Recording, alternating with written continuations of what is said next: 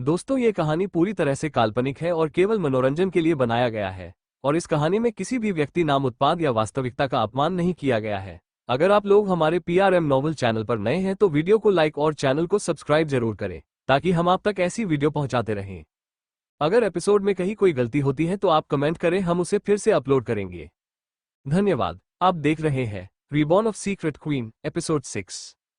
केशव की जेलसी, घमंड। राधे राधे, ईशानी ने परेशान होकर कहा। कोई बात नहीं, आप मत याद रखिए। वो अपने आप से बोली, लगता है कि मुझे कुछ और रास्ता ढूंढना होगा ताकि मैं पूरा सच जान सकूं कि उस दिन हुआ क्या था। क्या सच में उसने डैड को मारा? लेकिन दादा की कार का एक्सीडेंट हुआ कैसे? ये बात तो काफी अजीब है, क्योंकि उसके डैड काफी अच्छे ड्राइवर थे, उनकी कार किसी से टकरा नहीं सकती, और वो भी जिस कंडीशन में कार टकराई थी वहां पर काफी अजीब बात थी गाड़ियों के टकराने की, क्योंकि दोनों तरफ से कार चलाने वाले काफी हाईफाई ड्राइवर थे। वो यही सब सो रही थी, वही सामने बैठा केशव बस मुस्कुराते हुए उसके चेहरे को देख रहा था। उसकी नजरें, उसकी नीली आंखें, उसके गुलाबी पंखुड़ियां के जैसे होंठ और हल्के गुलाबी होते गालों से हट नहीं रही थी। उसका पूरा चेहरा किसी भट्टी की तरह तप रहा था। आज तक उसने इतने ध्यान से कभी किसी लड़की को नोटिस नहीं किया था। वो काफी देर तक एक दूसरे को देखते रहे, लेकिन उनके पास बात करने का कोई टॉपिक नहीं था। वो बस कंफ्यूज होते हुए पार्टी में वापस आ गए। ईशानी ने जैसे ही सामने नजर दौड़ाई कि तभी उसकी आंखें एकदम से छोटी हो गईं। सामने ही चंचल एक 40-42 साल के आदमी के साथ बात कर रही थी, जो कि इतना ज्यादा गुड लुकिंग भी नहीं था, जिसे देखकर ईशानी ने ना सिर हिलाते हुए कहा, आई कांट बिलीव कि ईशानी तो इतनी ज्यादा बेवकूफ है, तूने इस चंचल से दोस्ती की। जरा देख, ये लड़की सिर्फ पैसों से प्यार करती है और पैसों के लिए किस तरह अपने से दुगने आदमी के साथ फ्लर्टिंग करने में लगी हुई है। कमाल की बात है कि मैंने आज तक इन लोगों को कभी नोटिस क्यों नहीं किया। उस अपने आप पर भी गुस्सा आ रहा था कि उसने इतने बड़े धोखे को सिर्फ अपनी आंखों के सामने होते हुए देखा, कोई एक्शन क्यों नहीं लिया। वो ये सोच ही रही थी कि तभी उसका ध्यान दूसरी तरफ चला गया, जहां पर डांस फ्लो पर अनामिका विशाल के साथ डांस कर रही थी। अनामिका और विशाल को वहां पर देखकर ईशानी का मूड एकदम से खराब हो गया। उसे उम्मीद नहीं थी कि वो दोनों सच में यहां पर आ जाएंगे। उसने गुस्से में अपने हाथों की मुठ्ठियां कसते हुए कहा, जब जब इन दोनों को देखती हूं ना, मुझे उस रात की सभी बातें याद आती हैं, इन दोनों के दिए हुए धोखे याद आते हैं। जी तो चाहता है कि इन लोगों के साथ। ये कहते कहते उसने अपने दांत पीसे और एकदम से डेविल स्माइल के साथ बोली, बट कोई बात नहीं, इनके साथ जो करना है वो धीरे धीरे होगा। वैसे भी इंतजार का पल मीठा होता है और यहाँ इनके लिए काफी भयानक होने वाला है इनके इंतजार का। वो कोई और नहीं, इनकी खुद की गलतियां ने सजा होगी। इन्होंने जो मेरे साथ किया है उसका अच्छा भुगतान करना होगा इन्हें। इन लोगों को कीमत चुकानी पड़ेगी, जो भी इन्होंने मेरे साथ और मेरी डैड के साथ किया है। अनामिका महाजन, तैयार हो जाओ अपनी बर्बादी के लिए, क्योंकि मैं अब किसी को बख्शने वाली नहीं हूं, कोई भी मेरे रास्ते में क्यों ना आए। अनामिका महाजन आए या फिर विशाल सिंघानिया, मैं किसी के रोके नहीं रुकूंगी। अब तुम लोगों के साथ होगा टिट फॉर टैट वाला गेम, जैसे को तैसा करूंगी। अब मैं धोखे के साथ धोखा, जिंदगी के साथ जिंदगी और मौत के साथ सिर्फ और सिर्फ मौत। ये कहते हुए उसकी आंखों में एकदम से गुस्सा उतर आया। वहीं केशव, जो कि उसे कुछ ही दूरी पर खड़ा हुआ अपने हाथ में वाइन का गिलास लिए बस उसे रोल कर रहा था। उसकी नजरें बार बार ईशानी पर थी, जिसे देखकर उसके चेहरे की एक्सप्रेशन बनते बिगड़ते नजर आ रहे थे। वो ईशानी के एक्सप्रेशन को नोट करता जा रहा था। उसे हैरानी हो गई थी कि इस पार्टी में आने के बावजूद ईशानी खुश क्यों नहीं है। उसके चेहरे पर अभी तक मुस्कान नहीं आई थी। पार्टी में आकर वो ईशाकनी तरफ जाता कि तभी चंचल ईशानी के सामने आकर खड़ी हो गई। ईशानी ने बिना किसी एक्सप्रेशन के उसे देखा। चंचल हैरान होते हुए बोली, ईशानी, ओ माय गॉड, तुम भी इस पार्टी में हो? व्हाट अ सरप्राइज, तुमने बताया नहीं। मैं तुम फोन करके बता देती तो हम साथ में ही आ जाते। ईशानी ने आंखें छोटी करते हुए कहा, नहीं, मैं शक्ति के साथ आई थी, वो पार्टी एंजॉय कर रहा है। ये कहते हुए उसने सामने शक्ति की तरफ उंगली पॉइंट की। चंचल ने मुस्कुराते हुए कहा, हाँ वो तो दिख रहा है। तभी वही आदमी जिसके साथ अभी थोड़ी देर पहले चंचल बात कर रही थी, वो चंचल के पास आया। उसने चंचल की कमर में हाथ डालते हुए ईशानी को अजीब सी नजर से देखा और चंचल से पूछा, ब्यूटीफुल, ये मिस गॉर्जियस कौन है? चंचल ने मुस्कुराते हुए ईशानी की तरफ उंगली पॉइंट की और कहा, ये मेरी बेस्ट फ्रेंड है ईशानी, मैं तुमसे इससे ही तो मिलवाने वाली थी। ईशानी ने कुछ नहीं कहा, वो बस ऊपर से लेकर नीचे तक उस आदमी को देखने लगी। उस आदमी ने अपना हाथ आगे बढ़ाते हुए कहा, hey miss gorgeous, myself Kuldeep Rana, मेरा दिल्ली में क्लब का काफी बड़ा बिजनेस है।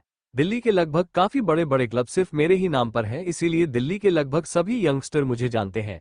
आई होप कि आपने मेरे बारे में सुना तो होगा। ईशानी ने तुरंत ना में सिर हिलाते हुए कहा, नहीं, बिल्कुल भी नहीं, मैं आज तक आपके बारे में नहीं सुना। ये कहते हुए उसके चेहरे के एक्सप्रेशन बिल्कुल नहीं बदले। उसकी बात सुनकर कुलदीप की आंखें छोटी हो गईं। वही ईशानी को कुलदीप से बात करते देख सामने खड़े केशव के चेहरे के एक्सप्रेशन एकदम से बनने बिगड़ने लगे। उसकी हाथों की पकड़ अपने कांच के गिलास पर कसती जा रही थी। ऐसा लगा था कि वो गिलास उसके हाथ में ही टूटकर बिखर जाएगा। वो काफी ज्यादा जेलस फील कर रहा था। उसका पूरा हाथ कांपने लगा और उसी के साथ गिलास। वहीं उसी के बगल में खड़ा अभय बस परेशान होकर उसे देख रहा था। उसने सामने ईशानी को देखा और कंफ्यूज होकर अपने आप से बोला, इन लड़कियों में ऐसा क्या है, आज तक मेरे बॉस ने कभी किसी लड़की की तरफ देखा नहीं और आज मिस ईशानी के लिए इतनी जल्दी इतने प्रोटेक्टिव, इतना गुस्सा आ रहा है। ओ माय गॉड, लगता है कि मेरे बॉस को पहली नजर का प्यार हो चुका है। लेकिन क्या सच में ऐसा कुछ होता है? अगर ऐसा होता भी है तो ये काफी अजीब बात है। ऊपर से ये कुलदीप राणा की तो ऐसी की तैसी। ये गधा अपने बिजनेस को, अपनी लाइफ को बर्बाद करना चाहता है जो मिस ईशानी के साथ बात कर रहा है। वो परेशान हो गए, कुलदीप को देखने लगा। वहीं कुलदीप ने हाथ आगे बढ़ाते हुए कहा, तो हम हैंडशेक कर सकते हैं। ईशानी ने सर्द आवाज में कहा, सॉरी, मैं अनजान आदमी से हाथ नहीं मिलाती और ईशानी महाजन कभी अपने उसूल नहीं तोड़ती। उसका ये एटीट्यूड कुलदीप को गवाया नहीं हुआ। भला उससे आधी उम्र की लड़की उसके सामने ऐसा एटीट्यूड दिखा रही थी। उसे काफी ज्यादा गुस्सा आया। उसने गुस्से में चंचल को घूरा और ईशानी को देखकर बोला, मिस ईशानी, आपका ये एटीट्यूड मुझे काफी ज्यादा अजीब लग रहा है। ईशानी ने हंसते हुए कहा, और मुझे आपका एटीट्यूड, मुझे समझ में नहीं आता कि आपको एटीट्यूड किस बात का है। आपको ये पूरा बिजनेस आपका डैड से मिला है। डोंट यू रिमाइंड मी कि मुझे आपके बारे में जितनी जानकारी है आपने सिर्फ अपने डैड के दिए हुए क्लब को संभाला है। जिस तरह आपके डैड उसे क्लब को चलाते थे उसी तरह आप चलाते हैं, इसमें नई बात क्या है? उसकी बात सुनकर कुलदीप का चेहरा गुस्से में लाल हो गया। वो कुछ कहता कि तभी केशव एकदम से ईशानी के बगल में आकर खड़ा हुआ। उसने ईशानी की कमर में हाथ डालते हुए उसे एकदम से अपने आप से सटा लिया और सामने कुलदीप को देखकर गुस्सैल आवाज में बोला, क्या बात है कुलदीप, क्या कोई प्रॉब्लम है? ये कहते हुए उसकी आंखें गुस्से में लाल हो चुकी थी। उसका पूरा चेहरा ऐसा लगा था जैसे कोई राक्षस कुलदीप के सामने खड़ा हुआ हो। वही अभय एकदम से कुलदीप के सामने जाकर बोला, मिस्टर कुलदीप, आप हमारे मेहमान हैं, लेकिन हमने आपको ये परमिशन नहीं दी कि आप हमारे दूसरे मेहमानों को इस तरह तंग करेंगे। अतिथि देवो भव पर आप अपनी मर्यादा लंघ चुके हैं। कुलदीप ने घबराते हुए केशव को देखा। केशव जिसका चेहरा गुस्से में तमतमाया हुआ था। कुलदीप परेशान हो गया क्योंकि वो केशव के गुस्से को अच्छे से जानता था कि केशव पाठक जिसने गुस्से में कई बिजनेसमैन की पूरी लाइफ में बर्बाद करी थी और वो अभी तक अपने बिजनेस को दोबारा खड़ा नहीं कर पाए थे जिसे केशव ने बर्बाद किया। कुलदीप हैरान भी था कि केशव जिसने आज तक कभी किसी लड़की की तरफ देखा नहीं वो अचानक से ईशानी की साइड क्यों ले रहा है। उसकी नजर उसके हाथ पर ही टिकी हुई थी जिसने ईशानी की कमाई को थमा हुआ था। वहीं अपनी कमर पर केशव के हाथों को फील करते हुए ईशानी के पूरे शरीर में अजीब सी झुरझुरी पैदा हो गई। दिल की धड़कन एकदम से तेज हो गई। शादी के बाद केशव ने कभी भी उसे टच नहीं किया था क्योंकि ईशानी ने कभी ऐसा करने ही नहीं दिया। वो जब भी उसे टच करता, करीब जाता तो ईशानी हमेशा उस पर गुस्सा करती जिसकी वजह से केशव ने कोशिश करनी भी छोड़ दी। ईशानी ने अपने दिल की धड़कनों को थामते हुए केशव की तरफ देख रही थी जो कि बस बिना किसी एक्सप्रेशन की कुलदीप को घूर रहा था। वहीं कुलदीप के पास खड़ी चंचल भी शॉक्ड होकर केशव को देख रही थी। उसकी नजरें उसके हाथ पर ही टिकी हुई थी। उसे काफी ज्यादा गुस्सा आया था। वो जिस लड़के को पिछले आधे घंटे से ताड़ रही थी वो लड़का सिर्फ ईशानी के पास खड़ा हुआ है। उसे समझ में नहीं आया था कि ईशानी में ऐसा क्या है जो केशव ने उसकी तरफ नहीं देखा। कुलदीप तुरंत वहां से चला गया क्योंकि वो केशव से पंगा नहीं ले सकता था। उसके जाते ही ईशानी ने आंखें छोटी करते हुए चंचल को देखा और आईब्रो पर उठाते हुए पूछा, ये तुम्हें कहाँ मिल गए? चंचल, मुझे नहीं लगा था कि तुम ऐसे इंसान के साथ पार्टी में आओगी। ईशानी की बात सुनकर चंचल ने जबरदस्ती मुस्कुराते हुए कहा, नहीं नहीं, तुम मुझे गलत समझ रही हो, मैं उनके साथ नहीं आई। वो तो बस पार्टी में मिल गया तो बस बात कर रही थी, मैं तो अकेली आई हूँ। ये कहते हुए उसने केशव को देखकर स्माइल पास की, लेकिन केशव बस ईशानी के चेहरे को देख रहा था जिसे देख चंचल ने गुस्से में अपने हाथों की मुठियां कस ली। केशव ने अपनी पकड़ ईशानी की कमर पर कसते हुए कहा, मिस ईशानी, आपके पास टाइम है, मुझे आपको किसी से मिलवाना है। ईशानी कुछ कहती कि तभी केशव उसकी कमर को पकड़े अपने साथ उसे लेकर चला गया। चंचल बस उसे जाते हुए देखती रही। अभय ने दोनों को जाते हुए देखा और फिर चंचल को देखा तो उसकी आंखें एकदम से छोटी हो गईं। अब क्या होगा आगे इस कहानी में, ये जानने के लिए आपको मेरी ये कहानी पढ़नी पड़ेगी जिसका नाम है रीबॉर्न ऑफ सीक्रेट क्वीन, सिर्फ हमारे यूट्यूब चैनल पर। एपिसोड 7, मुझे सिर्फ केशव चाहिए किसी भी कीमत पर। राधे राधे। अभय ने आईब्रो ऊपर करते हुए कहा, मिस, इस तरह उन्हें घूरना बंद कीजिए। मेरे बॉस कभी किसी लड़की के करीब नहीं आते, ऐसा क्या है? अगर वो आपकी फ्रेंड है तो आपको इतना जेल्स नहीं होना चाहिए। चंचल ने उसे देखा लेकिन कुछ नहीं कहा। वो पैर पटकते हुए वहां से चली गई और अभय अपने आप से बोली, लड़कियों की जलन ये भी काफी अजीब चीज है। हम लड़कों को कभी इस तरह एक दूसरे से जलन नहीं होती, बल्कि हम तो खुश होते हैं कि हमारी ना सही इसकी सेटिंग तो हो रही है। पता नहीं दोस्त होने के बावजूद इस लड़की को मिस ईशानी से जलन क्यों हो रही है। केशव ईशानी की कमर को थामते हुए सभी लोगों के बीच से होते हुए जाने लगा जिसे देखकर सभी लोग हैरान होकर उन दोनों को ही देखने लगे। मीडिया वाले उन दोनों की फोटोज लेने में लगे हुए थे लेकिन केशव से इस बात से कोई फर्क नहीं पड़ा। सभी लड़कियां गुस्से में जल भुन चुकी थी। उन्हें समझ में नहीं आ रहा था कि ईशानी में ऐसा क्या है। उनके हिसाब से ईशानी बिल्कुल भी खूबसूरत नहीं थी, जो कि बिल्कुल ही गलत बात थी। ईशानी की खूबसूरती का पता तभी चल चुका था जब से उन लोगों की नजर उसके ऊपर ही थी। उनके सभी बॉयफ्रेंड हस्बैंड सभी लड़कों की नज़र ईशानी से हटने का नाम नहीं ले रही थी। एक लड़की ने गुस्से में टेबल पर हाथ पटकते हुए कहा, what the hell is this? ये लड़की है कौन और ये सभी लड़कों को अपना दीवाना बना रही है? मुझे समझ में नहीं आता सभी लड़कों को इसमें ऐसा क्या नजर आ रहा है। वो गुस्से में ईशानी को देखने लगी। वही सब बातें सभी लड़कियों के दिमाग में चल रही थी। वही केशव ईशानी को लिए सामने बैठी दामिनी जी के पास जाकर खड़ा हो गया, जो कि अपनी कुछ क्लास फ्रेंड की पोतियों के साथ बात कर रही थी। जहां पर 3 ब्यूटीफुल और यंग लड़कियां खड़ी हुई थी जिनकी उम्र लगभग 24-25 के आसपास थी, लेकिन जैसे ही उन तीनों ने केशव को किसी और लड़की के साथ आते हुए देखा तो उनके चेहरे के एक्सप्रेशन एकदम से बदल गए। दामिनी जी ने हैरान होते हुए केशव को देखा और फिर ईशानी को। ईशानी को देखकर वो एकदम से खुश हो गई। ईशानी ने मुस्कुराते हुए कहा, दादी आपसे मिलकर दोबारा अच्छा लगा। दामिनी जी ने मुस्कुराते हुए कहा, oh my God Ishani, thank God कि तुम मिल गई। मैं तुम्हारे बारे में पूछ रही थी अभी अभय से। ये कहते कहते वो एकदम से चुप हो गई। उसने हैरान होते हुए केशव को देखा और फिर उसके हाथ को। वो शॉक्ड होकर केशव को देखने लगी। उसका पोता जिसे लड़कियों से इतनी ज्यादा प्रॉब्लम थी कि उसने अपने घर में भी किसी लड़की को काम पर नहीं रखा। उसकी ऑफिस में कोई लड़की काम नहीं करती थी और उसने दामिनी जी को अपनी फ्रेंड्स की पोतियों को अपने घर में लाने से मना कर दिया था। वही आज ईशानी की कमर अपने हाथ में थामे हुए खड़ा था और मुस्कुरा रहा था। वही अपनी दादी के ऐसे एक्सप्रेशन देखकर केशव को काफी ज्यादा मजा आया था। उसने मुस्कुराते हुए कहा, दादी क्या हुआ, आप इतनी हैरान की हो गई मुझे देखकर? उसके इस तरह कहने से दामिनी थी होश में आई। उन्होंने चौंकते हुए अपने हाथ पर चुकोटी काटी ये जानने के लिए कि वो सपना तो नहीं देख रही, लेकिन वो हकीकत थी। उन्होंने एकदम से खुश होते हुए कहा, केशव बेटा तुम यहाँ पर ईशानी के साथ? तभी एक लड़की ने खड़े होते हुए कहा, केशव तुम इस लड़की को जानते हो? केशव ने बिना किसी एक्सप्रेशन के उस लड़की को देखा और फिर कंफ्यूज होते हुए पूछा, एक्सक्यूज मी, आप मुझे जानती हैं? उसे लड़की ने चौंकते हुए कहा, come on Keshav, don't tell me कि तुम मुझे भूल गए, हम बचपन में एक साथ खेलते थे, मैं जूलिया। तभी वहां पर अभय नहीं आते हुए कहा, क्या जूलिया? ये कैसा अजीब सा नाम है बॉस, क्या आप जानते हैं इन्हें? अपने नाम के साथ ऐसा मजाक होते देख जूलिया ने गुस्से में अभय को देखकर कहा, ओ हेलो, मेरा नाम जूलिया है और तुम मेरे बारे में ऐसा कैसे बोल सकते हो, तुम होते कौन हो? तभी अभय ने गुस्से में कहा, ये क्या तरीका है बात करने, और चिल्लाना बंद करो। अभय अभय शुक्ला नाम है। जूलिया ने चिढ़कर कहा, जो भी, मैंने तुमसे बात नहीं करी, मैं अपने बेस्ट फ्रेंड से बात कर रही हूँ। तभी केशव ने दामिनी जी को देखकर कहा, दादी ये लड़की क्या बकवास कर रही है और है कौन ये लड़की? दामिनी जी ने घबराते हुए कहा, बेटा ये मेरी फ्रेंड की पोती है, तुम उसकी बात पर इतना ध्यान ना दो। केशव ने गुस्से में कहा, ये अभय के साथ बदतमीजी कर रही है, अपनी इस फ्रेंड की पोती को समझाइए कि ये अपने घर में नहीं केशव पाठक की पार्टी में खड़ी हुई है।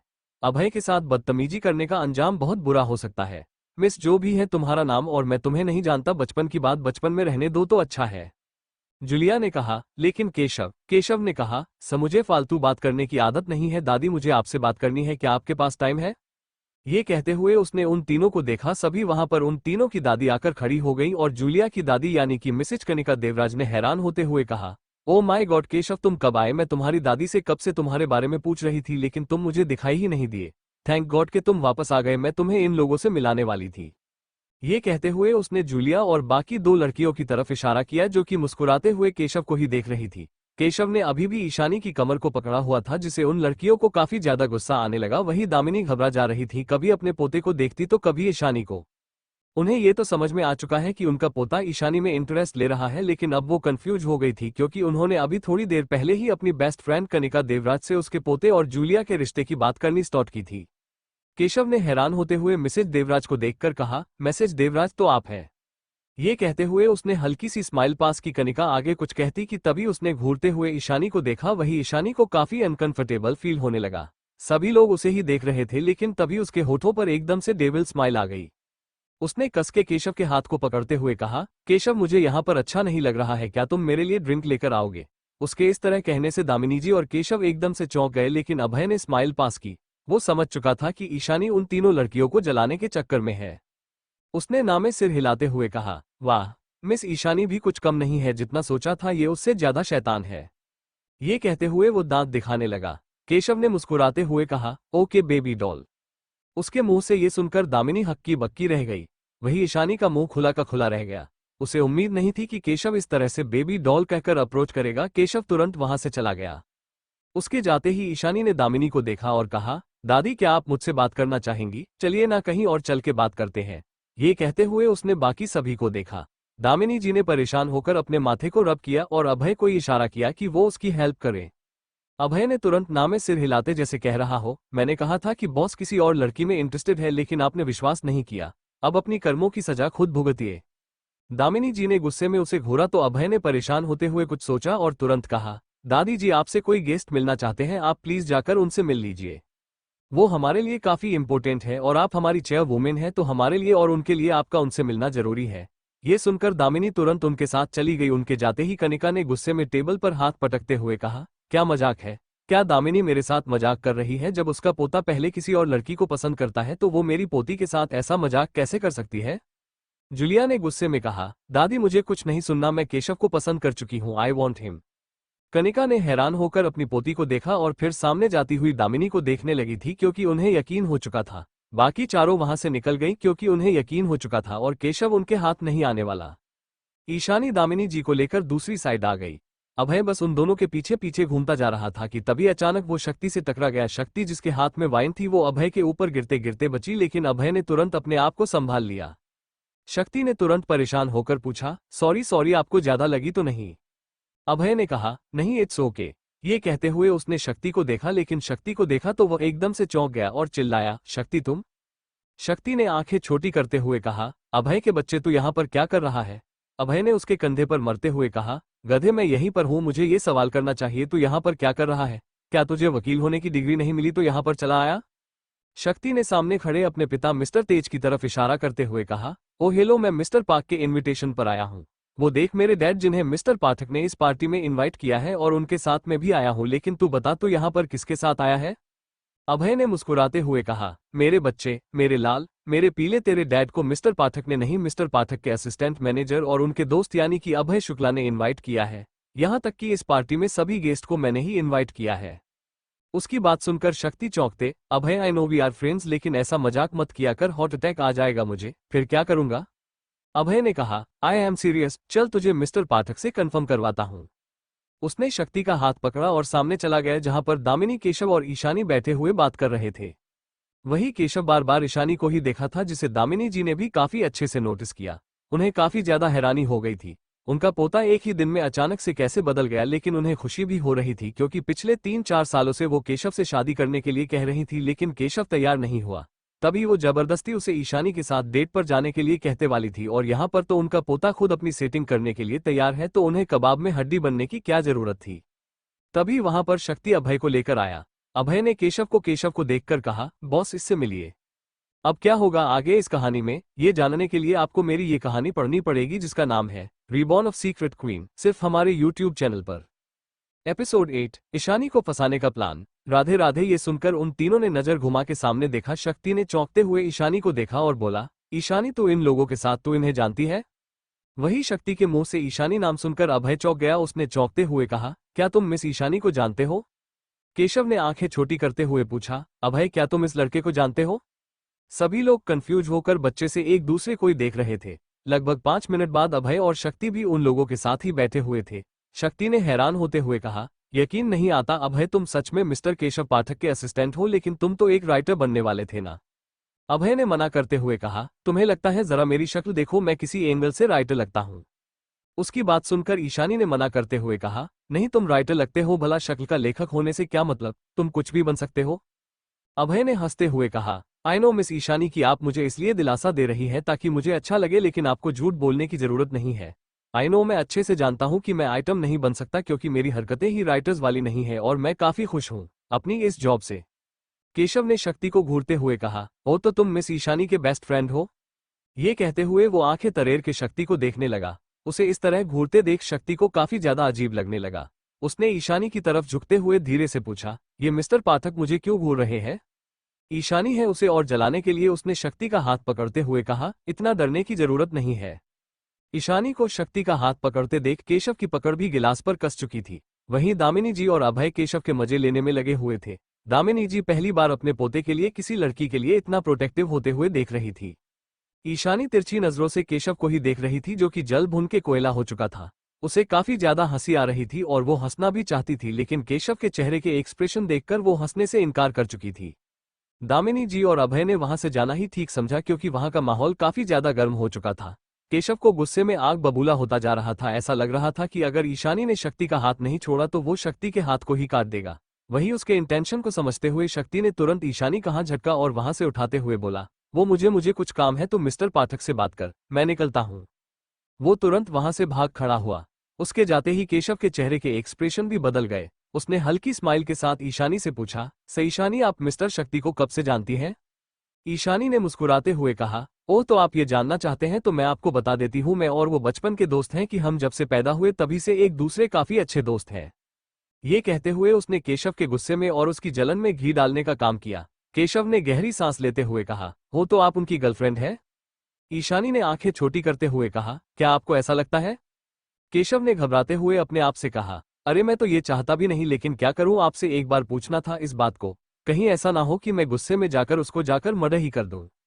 ईशानी ने कुछ नहीं कहा। वो चुपचाप जाकर सोफे पर बैठी और सामने डांस कर रहे विशाल और अनामिका को देखने लगी, जो कि उसकी प्रेजेंस से बेखबर अपने ही मस्ती में खोए हुए थे। वो काफी ज्यादा क्लोजली डांस कर रहे थे, लेकिन जैसे ही विशाल अनामिका को किस करने वाला था कि अनामिका ने पलटकर सामने देखा, लेकिन सामने ईशानी को देखकर वो एकदम से चौंक गई। उसने तुरंत झटके से विशाल को अपने आप से अलग किया, जिससे विशाल गिरते कितने बचा। उसने चौंकते हुए अनामिका को देखा और फिर उसकी नजर का पीछा किया तो ईशानी को देखकर वो हक्का बक्का रह गया। वो दोनों तो ईशानी के पास आए। अनामिका ने हैरान होकर पूछा, ईशानी, तुम अभी भी यहाँ पर हो? अंडरस्को? ईशानी ने उल्टा सवाल करते हुए पूछा, दी, ये सवाल तो मुझे आपसे करना चाहिए। मैं तो कहा था कि मैं शक्ति के साथ यहाँ पर आने वाली हूँ, लेकिन आप दोनों तो कहीं और, मतलब विशाल आपको कहीं लेकर जा रहा था। अनामिका ने गुस्से में विशाल को देखा और फिर बोली, नहीं, ऐसी कोई बात नहीं है, हम कहीं जाने वाले नहीं, हम बस तुम्हारे पास ही आ रहे थे क्योंकि तुम अकेली कहीं गई नहीं हो, इसीलिए तुम्हारा साथ देने के लिए मैं यहाँ पर आ गई। ईशानी ने मुस्कुराते हुए कहा, थैंक गॉड कि आप आ गई, लेकिन आपको आने की जरूरत नहीं थी, मैं खुद को संभाल सकती हूँ। मैं पहले वाली ईशानी नहीं हूँ। उसकी बात का मतलब तो उन दोनों को समझ में नहीं आया, लेकिन अनामिका को काफी अजीब लगने लगा। ईशानी जिस तरह से उसे देख रही थी, उसे ऐसा लग रहा था कि ईशानी कुछ कहना चाहती है। तभी वहां पर चंचल और शक्ति दोनों एक साथ आए। शक्ति और अनामिका दोनों के बीच बिल्कुल नहीं बनती थी। अनामिका जितनी घमंडी लड़की थी, वो अपने अलावा कभी किसी के बारे में नहीं सोचती थी। वही शक्ति, जो कि खुद ईशानी का बेस्ट फ्रेंड था, जिसकी वजह से उसकी अनामिका के साथ बनना नामुमकिन था, उन दोनों के बीच छोटी छोटी बातों को लेकर बहस होती रहती थी। चंचल ने उन सभी को देखते हुए कहा, गाइस, आई थिंक टाइम हो गया है, रात भी काफी हो गई है, पार्टी भी खत्म होने वाली है, हम यहाँ से चलना चाहिए। ईशानी ने मना करते हुए कहा, नहीं नहीं, अभी तो पार्टी शुरू हुई है, अभी तो वो गाना भी नहीं बजे बादशाह का। शक्ति ने हंसते हुए कहा, ईशानी, टाइम काफी ज्यादा हो गया, आई थिंक चंचल का कहना ठीक है, हमें जहां से जाना चाहिए। वैसे भी आप सभी यंगस्टर यहां से जा चुके हैं। अनामिका ने कहा, बिल्कुल ईशानी, तुम्हें काम करो, तुम ना विशाल के साथ चली जाओ, उस तुमसे कुछ बात करनी थी। ईशानी ने घूर के विशाल को देखा और फिर चंचल से बोली, चंचल, तुम और दी चले जाओ, मैं शक्ति के साथ आई थी ना, तो शक्ति के साथ ही जाऊंगी और मुझे कुछ काम है। क्यों शक्ति, मैं तुम्हारे साथ जा सकती हूँ ना? शक्ति ने मुस्कुराते हुए कहा, बिल्कुल, अब मैं तुम्हें लेकर आया था तो तुम्हें ड्रॉप भी करूंगा ना। ये कहते हुए उसने विशाल को देखा और फिर अनामिका को घूरने लगा। अपनी बात पर जोर देते हुए अनामिका कहा, ईशानी, मैंने कहा ना, तुम विशाल के साथ चली जाओ, वो भी तो तुम्हारा दोस्त है और वैसे भी उसे तुमसे जरूरी बात करनी थी, मैं तुम चली जाओगी तो क्या हो जाएगा? ईशानी ने कहा, दी प्लीज, वो आपके साथ आया था, मैं आपका हक मैं कैसे छीन सकती हूँ? जो आपका हक है, जो आपको मिलना चाहिए, वो तो आपको देना मेरा फर्ज है ना, और मैं आपको हक देकर रहूंगी। ये कहते हुए उसने मिस्टीरियस स्माइल के साथ उसे देखा। अनामिका कुछ नहीं कह पाए, वो बस चुपचाप विशाल को देखने लगी। ईशानी ने वहां से जाते हुए कहा, ठीक है, आप लोग निकलिए, मैं थोड़ी देर शक्ति, हम लोग भी निकल जाएंगे। वो चली गई। उसके पीछे पीछे शक्ति भी चला गया। उसके जाते ही अनामिका ने गुस्से में कह, ये लड़की कुछ ज्यादा ही बोलने लगी है आजकल। विशाल, तुमने कुछ कहा क्यों नहीं? विशाल ने शांत आवाज में कहा, अनामिका, मेरा प्लान है, अगर मैं उसकी बात टालता तो वो शायद मुझे नापसंद करने लगे। चंचल ने हंसते हुए कहा, तुम्हें ऐसा सच में लगता है? मुझे तो ऐसा लगता है कि उसे कोई और पसंद आ गया है। अनामिका ने कंफ्यूज होकर पूछा, तुम क्या कह रही हो? मुझे कुछ समझ में नहीं आया, जो कहना है साफ साफ कहो। चंचल ने उसे केशव और ईशानी के बारे में सब कुछ बताया। उसकी पूरी बात सुनने के बाद ईशानी ने गुस्से में विशाल को देखकर कहा, देखा, मैंने तुम्हें कहा था कि टाइम वेस्ट मत करो, तुम्हें लगता है कि कोई और लड़का उसे पसंद नहीं कर सकता। अब देखो, यहाँ पर केशव पाठक उसे पसंद कर चुका है। तुम जानते हो ना केशव पाठक को है, ही इज ए डेविल, उसके रास्ते में आना बहुत मुश्किल है। इससे पहले कि वो उसे अपना बनाने की कोशिश करे, तुम्हें उसे अपने प्यार के जाल में कुछ भी हो जाए फंसाना होगा। हम उसे अपने हाथों से जाने नहीं दे सकते। बड़ी मुश्किल से इतनी बड़ी अपॉर्चुनिटी हमारे हाथ लगी है, ये सब तुम्हारी वजह से फेल नहीं हो सकती है। विशाल ने कहा, ओके मुझे जल्द से जल्द कुछ करना होगा, मैं कल ही अपने सबसे पहले प्लान को एग्जीक्यूट करूंगा और इस प्लान की वजह से वो मेरे इतने करीब आ जाएगी कि वो फिर दोबारा मुझसे दूर नहीं जा पाएगी। जस्ट वेट एंड वॉच कि मैं करता क्या हूँ, लेकिन अभी हम यहाँ से निकलना चाहिए। वो तीनों वहां से निकल गए। वही ईशानी इस वक्त दामिनी के पास आई। उसने दामिनी का आशीर्वाद लिया और मुस्कुराते हुए कहा, दादी मैं आपसे दोबारा मिलने आऊंगी। आप काफी स्वीट हो, मुझे दोबारा मिलने की परमिशन तो है ना? दामिनी जी ने हंसते हुए कहा, बिल्कुल बेटा, तुम्हें तो परमिशन है, बिल्कुल है। तुम जब चाहे मुझसे मिलने आ सकती हो, भला तुम्हें कौन रोकेगा, और अगर कोई रोके तो तुम मुझे बताना, मैं उसकी क्लास लूंगी। ये कहते हुए उसने सामने खड़े केशव को देखा जो कि ईशानी को ही निहार रहा था। ये देखकर उनके होठों पर मुस्कान आ गई। वही अभय हैरान था कि उसके बॉस को क्या हो गया है। वो क्या पागल हो गया है जो ऐसी हरकतें कर रहा है?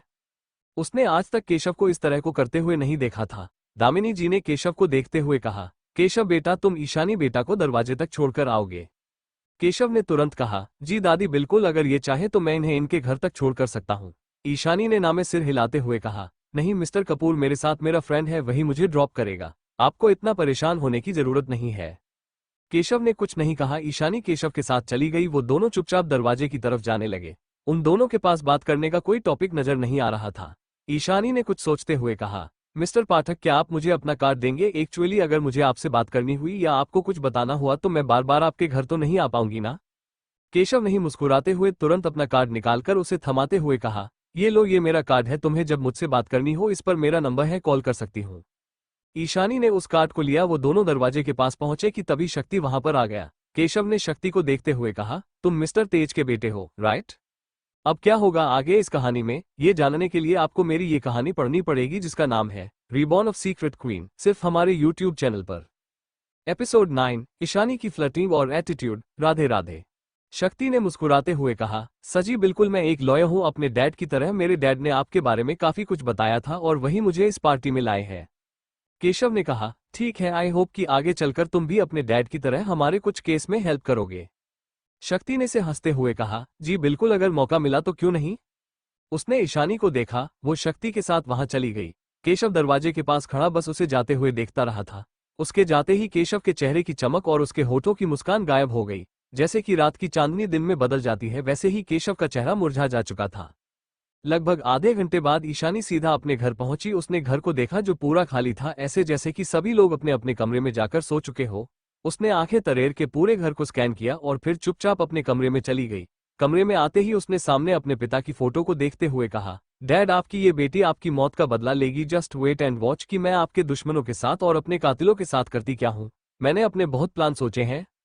तभी उसने कुछ सोचा और हैरान होकर बोली, लेकिन अगर मुझसे पहले उन्होंने कोई प्लान एग्जीक्यूट कर दिया तो जिस तरह की पिछली बार उन्होंने किया था, हाँ वो लोग ऐसा कर सकते हैं। इसके लिए मुझे पहले से ही तैयार होना है, लेकिन मैं क्या करूं?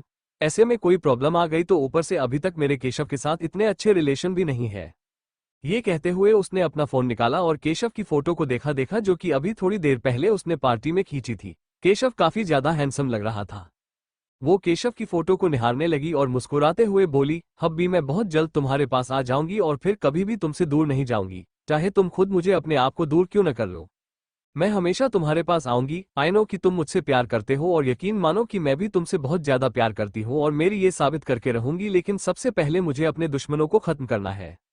उन्हें उस बर्बादी तक लेकर जाना है जहां मैं उन्हें पहुंचाना चाहती हूँ, जहां पहुंचने पर उन्हें तकलीफ और मुझे सुकून मिले। ये कहते हुए वो विंडो के पास लगे सोफे पर जाकर बैठी और सामने चांद की चांदनी को देखने लगी। आसमान में रोशनी छाई हुई थी चांद की वजह से, पूर्णिमा की चांदनी, और चांद अपनी चरम पर था।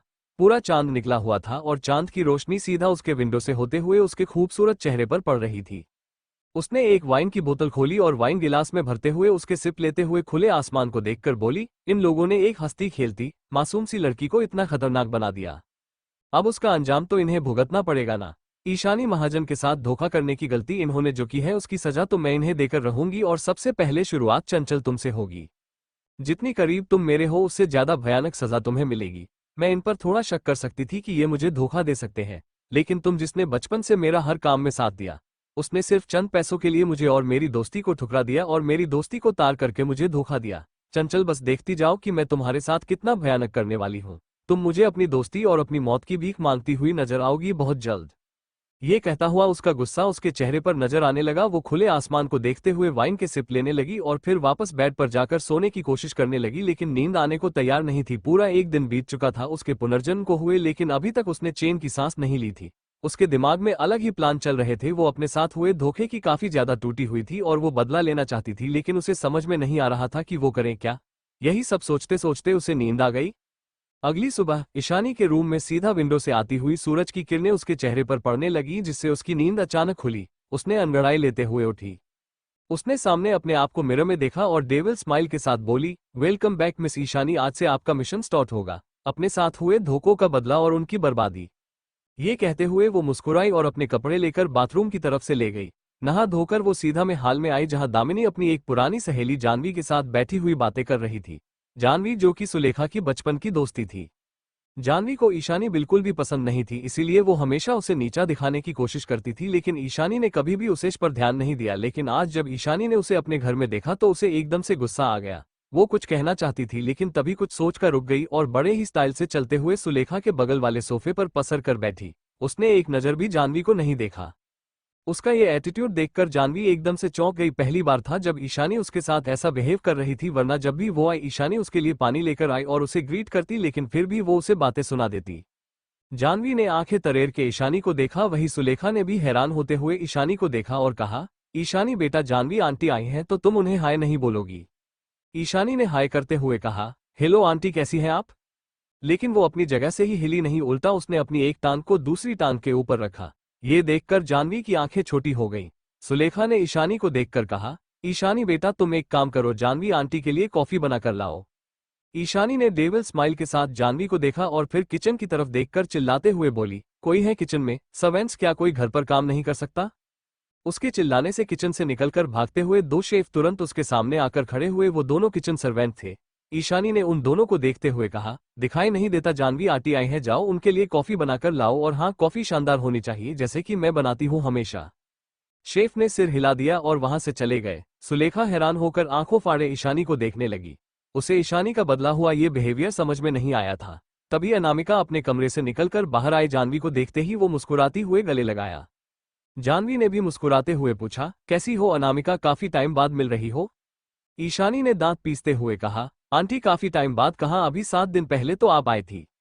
जानवी ने उसे घूरते हुए कहा, समय अनामिका की बात कर रही हूँ, अनामिका तब यहाँ पर नहीं थी। ईशानी ने हैरान होते हुए कहा, ओ तो ऐसी बात है। उसने अनामिका को देखकर कहा, दी मिलिए, आंटी आपसे ही तो मिलने आई है। अनामिका ने उसे पर ध्यान नहीं दिया और वो जानवी से बातें करने लगी। वही ईशानी बस शांत नजर से सभी को देखते हुए अपना फोन चला रही थी। तभी उसका फोन रिंग करने लगा। उसने अपने फोन को देखा, जहां पर हबीब नाम शो रहा था, मतलब केशव कॉल कर रहा था। उस हैरानी हुई कि उसने केशव का नाम हबीब नाम से किया था, लेकिन केशव के पास उसका नंबर कहां से गया। उसने उन दोनों को देखा और वहां से उठते हुए किचन तरफ आई और कॉल अटेंड करते हुए बोली, हेलो। दूसरी तरफ से केशव की आवाज सुनाई दी, हेलो मिस, नहीं पहचान? ईशानी ने मुस्कुराते हुए अपने दिल पर हाथ रखा और बोली, हायस मिस्टर पाठक, आपकी आवाज काफी अच्छे से जानती हूँ, बताइए कैसे फोन किया आपने? केशव मुस्कुराते हुए कहा, क्या बात है, लगता है कि काफी अच्छे से जानती हैं आप मुझे। ईशानी ने कहा, नहीं ऐसी कोई बात नहीं है, वो क्या है ना, मेरी मेमोरी की काफी शार्प है, जिसे एक बार मिल लूं उसे जल्दी भूलते नहीं, अगर वो चाहे वो अपना हो या पराया, दोस्त हो या दुश्मन। केशव ने कहा, वैसे मैं आपका क्या कहूं, ना तो मैंने आपके साथ कोई दुश्मनी पाली है और ना ही आपने मुझे अपना दोस्त बनाया है। उसकी बात सुनकर शनाया का दिल एक पल के लिए धड़का। वो चाहती थी कि वो उसे बताए कि वो उसके लिए क्या फील करती है, क्या रिश्ता है उसका केशव के साथ, लेकिन उसने अपने इमोशंस पर कंट्रोल करते हुए कहा, वो तो टाइम के साथ बदलते रहते हैं, आप रिश्तों पर इतना ध्यान न दीजिए, और रही बात हमारे रिश्ते की, तो बहुत जल्द आपको हमारे रिश्ते की गहराई का पता चल जाएगा। अब वो आप पर डिपेंड करता है कि आप हमारे साथ कौन सा रिश्ता बनाना चाहते हैं। केशव ने सिर हिलाते हुए कहा, रिश्ता तो बनना चाहता हूं, लेकिन जो रिश्ता मैं चाहता हूं, क्या वो आप चाहती है? ईशानी ने अपने दिल में हाथ रखते हुए अपने आप से कहा, यस, मैं तो वही चाहती हूँ जो सालों पहले आपने मेरे साथ किया था। अब भी मैं चाहती हूँ कि आप मुझे अपना बनाएं अभी अभी। लेकिन तुरंत अपने से सिर को झटकते हुए बोली, नहीं मिस्टर पाठक, ऐसी कोई बात नहीं है, आप कुछ कहकर तो देखिए, शायद मुझे बुरा ना लगे, अच्छा लगे। केशव ने हंसते हुए कहा, अच्छा तो ठीक है, आप एक काम कर सकते हैं, आप दोपहर तक मुझे मेरे कंपनी में आकर मिलेंगी। ईशानी ने कहा, ओके, मैं दोपहर को पहुंच जाऊंगी। ये कहकर उसने अपने फोन को कान पर लगाया। दोनों तरफ से सन्नाटा के पसल आ गया, लेकिन दोनों कॉल कट करने को तैयार नहीं थे। ईशानी ने अपना फोन दिल पर फोन कर था और फिर कहा, सुन ली।